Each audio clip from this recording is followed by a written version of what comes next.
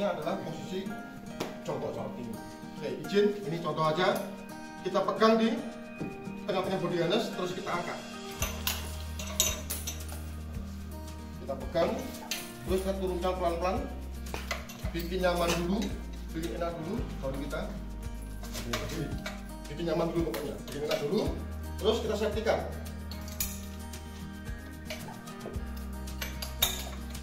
Oke, bikin nyaman dulu. Mungkin izin, ini memang sengaja nggak saya perwakilan dari teman-teman yang untuk masuk ke dalam ruang berasap. Oke, sebelum saya panggil, saya pakai absensi. Mungkin dari contoh sedikit gambaran cara penggunaan alat breathing aparatus. Mungkin ada pertanyaan dulu, Pak. Di kapal itu berapa jumlahnya? Karena mungkin di kapal itu ada aturannya untuk jumlah alat ini. Yang berikutnya mungkin berapa lama oksigen yang tadi kita bahas ya. Mengenai berapa lama oksigen kira-kira ini kita pakai masuk ruang bergas. Yang berikutnya saya akan memberikan contoh cara penggunaan. Karena sekali lagi ini basicnya sudah bapak dapatkan waktu di PST. Cuman mungkin di kapal jarang digunakan ataupun sementara di kapal bapak belum. Karena mungkin ini ada aturannya untuk kapal-kapal tertentu yang mungkin di atas 1.600 ada berapa jumlahnya, di bawah berapa. Karena memang aturan kapal-kapal niaga memang harus ada alat bantu pernapasan breathing.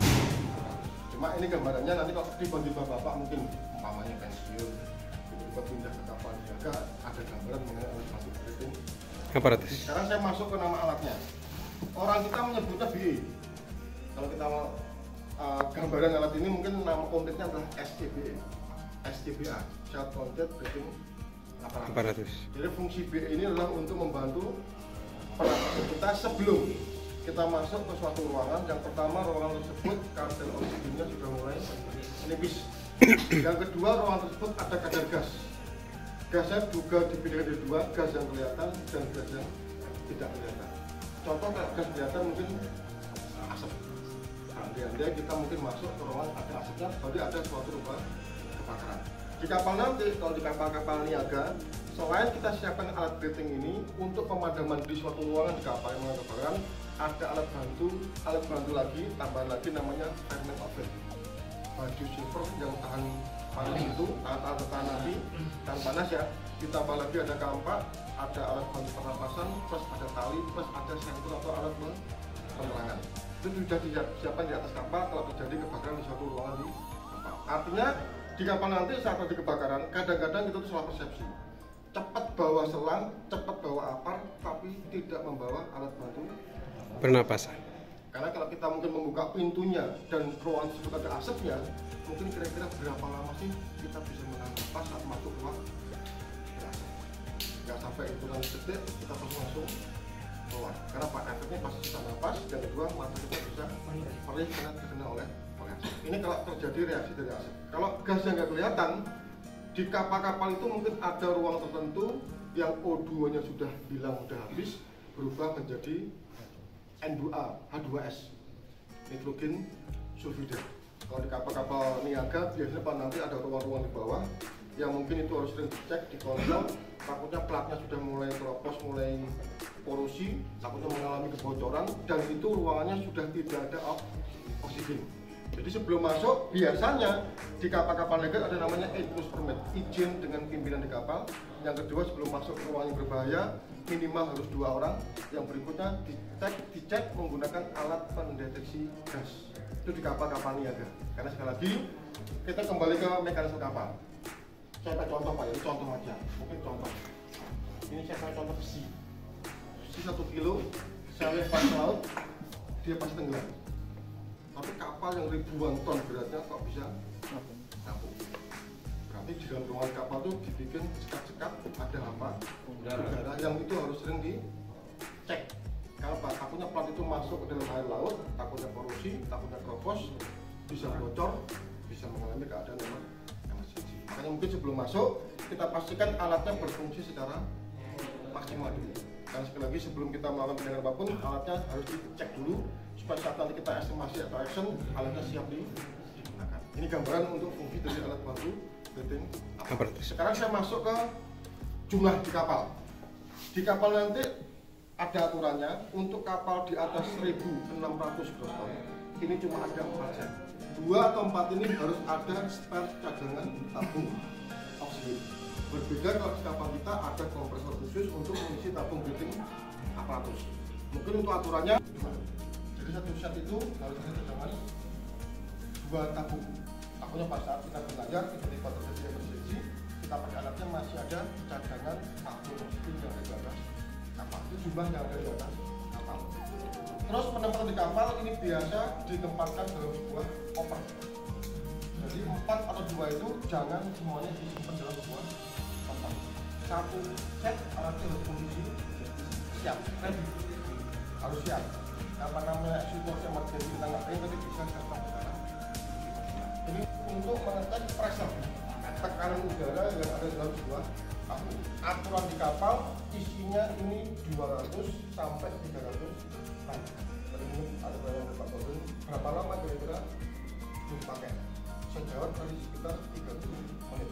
Tapi secara estimasi nggak sampai 30 menit. Ini bahwa di tabung ini masih ada jeda waktu 5 sampai 10 menit supaya kita segera keluar. Oke, lanjut lagi.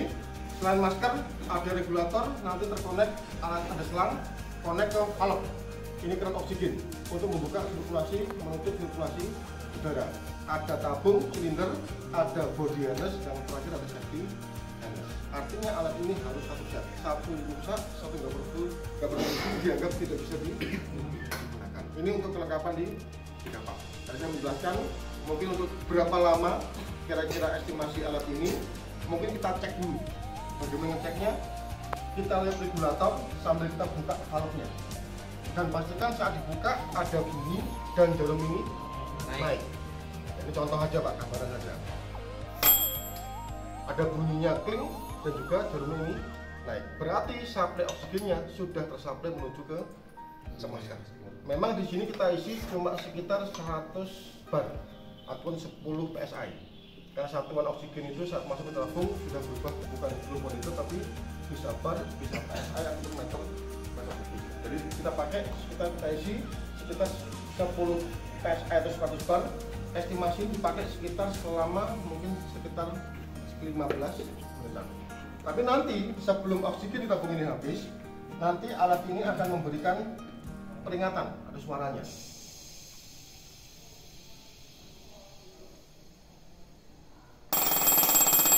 Artinya apa? Saat ini berbunyi, berarti masih ada jeda atau sisa oksigen di tabung ini sekitar 5 maksimal 10 menit. Fungsinya untuk escape, segera kembali ke pintu itu. Jadi sekali gambarannya, sebelum kita memakai alatnya, dipastikan alatnya berfungsi secara maksimal.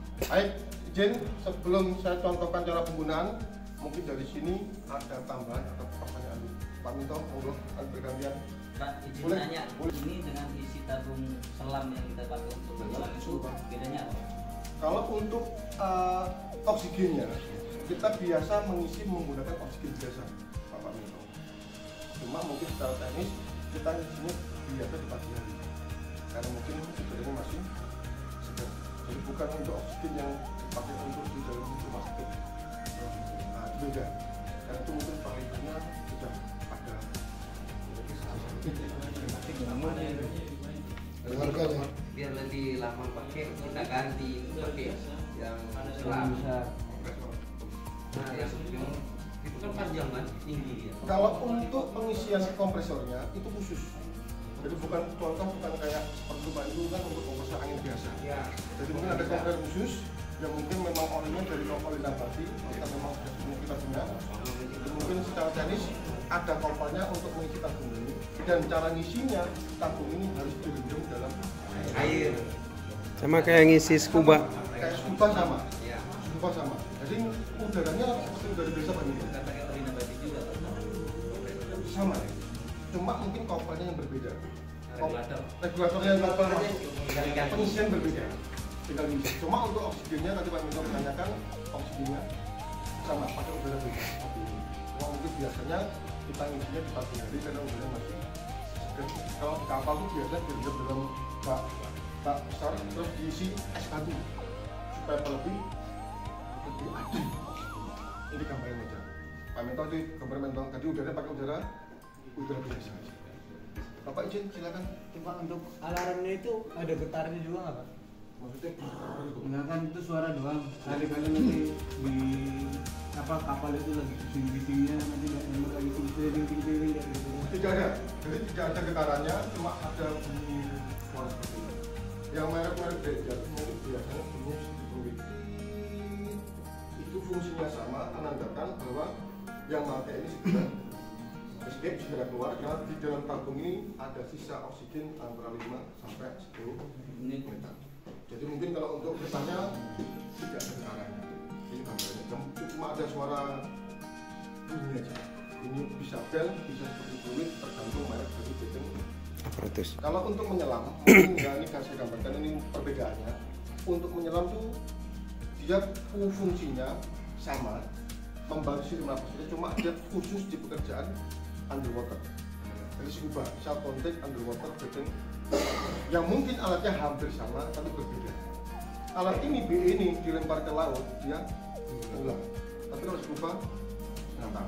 Yang kedua perbedaannya masker scuba itu cuma untuk sumber mata, benar Pak ya? Ya. Kita bernapas dari mulut. Tapi kalau kita pakai masker BE ini ya bernapas seperti biasa. Cuma harus diatur napasnya supaya tidak memboroskan oksigen di. Jadi sistemnya napas panjang, buang pelan-pelan. Kalau semakin ngos-ngosan, efeknya mungkin akan cepat menghabiskan oksigen di. Kalau untuk arjen mungkin secara gambaran mungkin bisa tidak saya sarankan, nggak saya sarankan. Karena apa?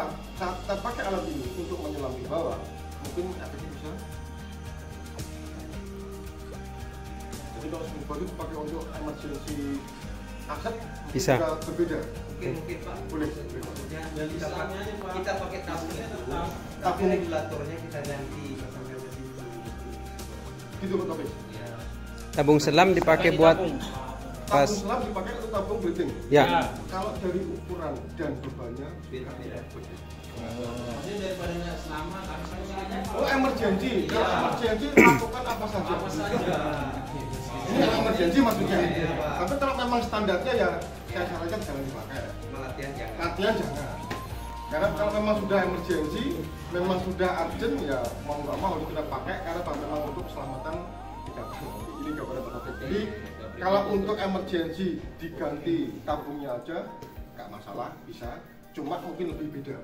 Kenapa? Dan memang tabung ini standarnya memang ukurannya beratnya antara sekitar 6 kiloan. Kalau untuk yang 10 kan bisa sampai 10 sampai 12 kilo, agak panjang soalnya Pak. Ini yang disebutkan. Kalau untuk bedeng mungkin kisaran beratnya sekitar 6 kiloan yang bisa dipasang di sisi bodi. Oke, itu gambarannya Pak Dubes. Ada lagi boleh? Boleh.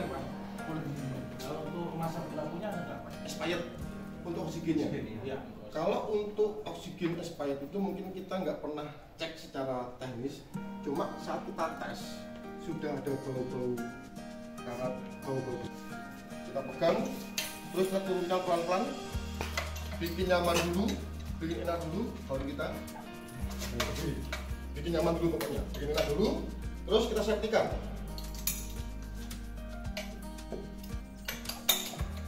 Oke, bikin nyaman dulu. Mungkin izin, ini memang sengaja nggak saya pakai. Mungkin Bapak supaya tidak sampai ini Pak ya, tidak sampai saya kemudian soalnya.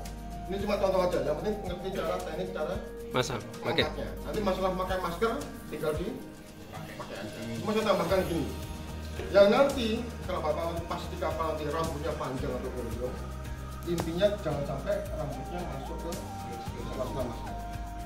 Efeknya apa? Nanti gas Kekedap. gas langsung bisa masuk ke sela-sela. Yang kedua mungkin yang izin ya Bapak pakai kacamata juga tidak diwajibkan memakai alat bedeng Aparatus. apa? Mungkin Bapaknya saat buka mungkin kadang-kadang sudah kabur atau nanti menjadi kendala di dalam ruangan. Jadi sengaja ini nggak saya pakai. Yang penting intinya saya cuma memberi contoh cara penggunaan. Penggunaan. Sistem napasnya nanti ambil panjang, buang pelan-pelan. Pelan-pelan saja. Yang penting jangan sampai memboloskan. Kalau kontrol itu udah. Habis Pak. Ya ini contoh aja gambaran cara penggunaannya. Nanti waktu pakai masker sama Pak, tinggal kita pakai aja terus ditekan. Yang penting dipakai senyaman mungkin, seenak mungkin baru kita kencangkan Nah, itu. Yang kedua kita tes, jangan sampai ada kebocoran. Cara bagaimana?